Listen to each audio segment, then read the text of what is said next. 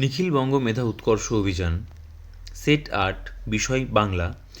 প্রত্যেকটা সেটের মতো এখানেও কিন্তু একটা প্যাসেজ দেওয়া আছে, বিশাল বড় মতো প্যাসেজ, কিন্তু সহজ এবং খুব সুন্দর প্যাসেজটা। দেখো, একটু দেখলে তোমরা বিষয়টা বুঝতে পারবে কীরকম।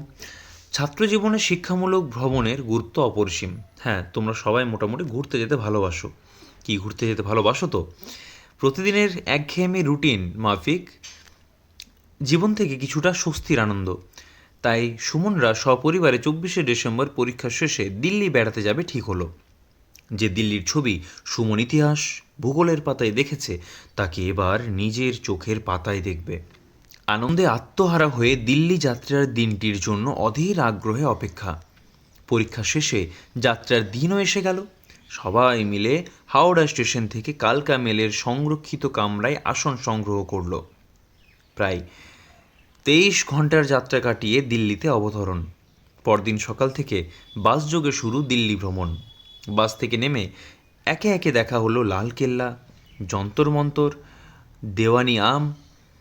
দেওয়ানি খাস, কুতুব মিনার, জুমা মসজিদ এবং আরও অনেক ঐতিহাসিক স্থাপত্য ভাস্কর্য। পরদিন নতুন দিল্লির দর্শনীয় স্থান ভ্রমণ। India Gate, Parliament House, Mughal Garden, Vigyan Bhavan, Gandhi Ghat ইত্যাদি দেখে হোটেলে ফেরা। ইতিহাসের শত সহস্র স্মৃতি বিজড়িত এই দিল্লি। হ্যাঁ, আর এই কয়েকদিন আগে এই যন্তর মন্তরের বাইরে কিন্তু স্টুডেন্টদের নামে একটা প্রোটেস্ট চলছিল, ঠিক আছে? মানে স্টুডেন্টরা প্রোটেস্টটা শুরু করলেও সেটা আসলে স্টুডেন্টদের ছিল না শেষ অবধি। চলো, খুব নোংরামো হয়েছিল, যে যা খুশি করেছিল, গালাগালি দিয়েছিল সবাইকে, একটা জঘন্য পরিবেশ সৃষ্টি করেছিল, জেনজির বদনাম করেছিল, ঠিক আছে? চলো, প্রথম প্রশ্ন কি বলছে দেখি। প্রথম প্রশ্ন বলছে, দিল্লি ভ্রমণের উদ্দেশ্যে রওনা হওয়ার তারিখ কত ছিল? 24শে জুলাই, 15ই সেপ্টেম্বর, 24শে সেপ্টেম্বর নাকি 5ই জুন? অ্যান্সার হচ্ছে 24শে ডিসেম্বর। অনুচ্ছেদে উল্লিখিত বিষয়গুলি হলো বাংলা ইতিহাস, ইতিহাস ভূগোল, ইংরেজি ভূগোল, দর্শন না গণিত? অ্যান্সার হচ্ছে ইতিহাস এবং ভূগোলের পাতায় দিল্লি সম্পর্কে পড়েছিল। কোন ট্রেনে যাত্রা হয়েছিল? রাজধানী এক্সপ্রেস, হামসফর এক্সপ্রেস, কালকা মেল নাকি দুরন্ত এক্সপ্রেস? এইসব ট্রেনগুলির মধ্যে এই ট্রেনটি কিন্তু খুব ভালো ট্রেন, দুরন্ত। যাই হোক, সবগুলোই ভালো ট্রেন, ডিপেন্ড করছে ইন্ডিয়ান রেলওয়েজের ব্যবস্থার উপর। যাই হোক, রাজধানী এক্সপ্রেস, হামসফর এক্সপ্রেস, কালকা মেল না দুরন্ত? অ্যান্সার হচ্ছে কালকা মেল। উত্তরণ শব্দের বিপরীত শব্দটি হলো, উত্তরণ মানে ওঠা, অবতরণ মানে নামা। দিল্লিতে অবস্থিত নয় Parliament House, Lal Qila, Charminar gate নাকি কুতুব মিনার? দিল্লিতে কোনটা অবস্থিত নয়? চারমিনার গেট কিন্তু দিল্লিতে অবস্থিত নয়, ঠিক আছে? চারমিনার গেট কোথায় অবস্থিত? এটি কোথায় অবস্থিত হচ্ছে?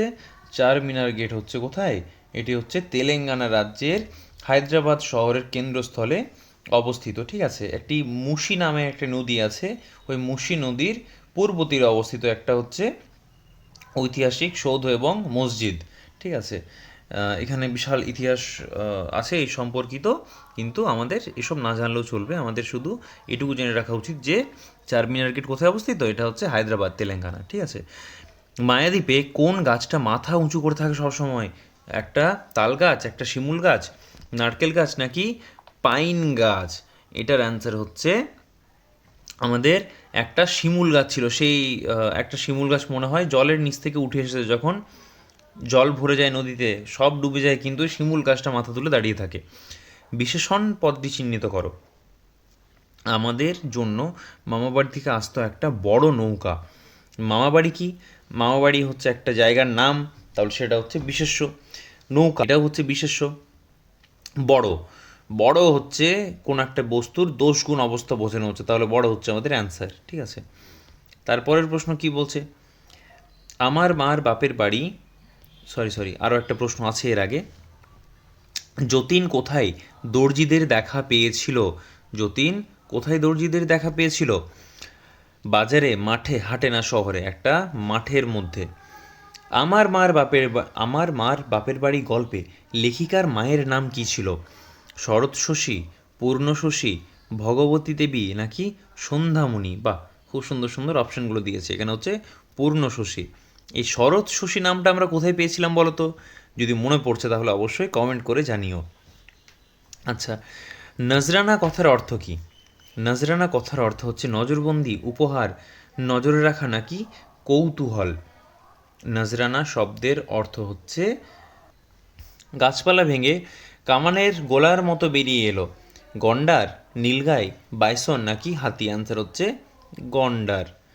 পর্যন্ত শব্দটিকে সন্ধি বিচ্ছেদ করলে হবে।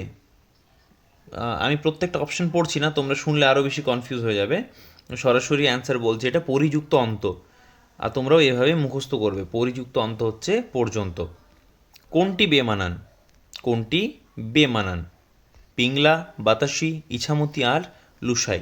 দেখো, পিংলা নদী, বাতাসি নদী, ইছামতিও একটা নদী, লুসাই কি? লুসাই হচ্ছে একটা পাহাড়। তাই অপশন ডি কেউ করে ফেলবে না লুসাই দেখে। লুসাই আছে অপশন খয়ের মধ্যে, তাহলে আমাদের খ হচ্ছে অ্যান্সার। আমাদের অ্যান্সার হচ্ছে অপশন খ। জ্যোতির মামার সাদা ঘোড়ার নাম ছিল সুন্দরী, রূপসী, হীরা না রানী? সত্যি চাওয়া কবিতায় কবি কোন জিনিসটি আরও মিষ্টি হবে বলেছেন? ফল, জল, মানুষের কথা না খাবার? এখানে কবি বলেছে জল হবে আরও মিষ্টি।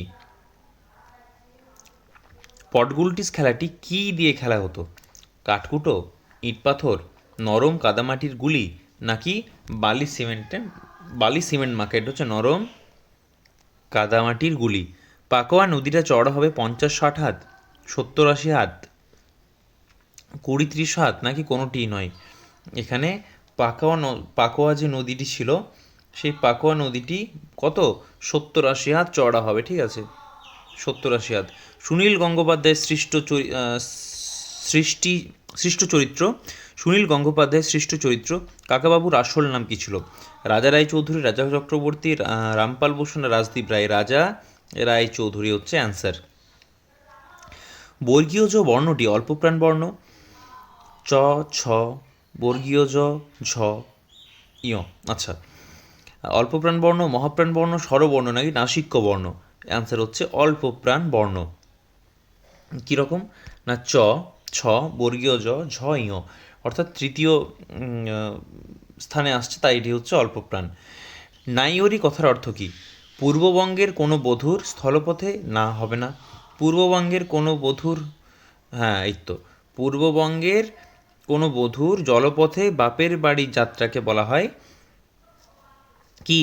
এই নাইওরি, ঠিক আছে। খ হচ্ছে আমাদের অ্যান্সার। তাহলে আমাদের বাংলার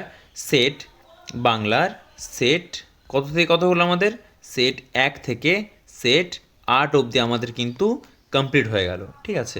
সেট 1 থেকে সেট 8 অবধি আমাদের কমপ্লিট হয়ে গেল।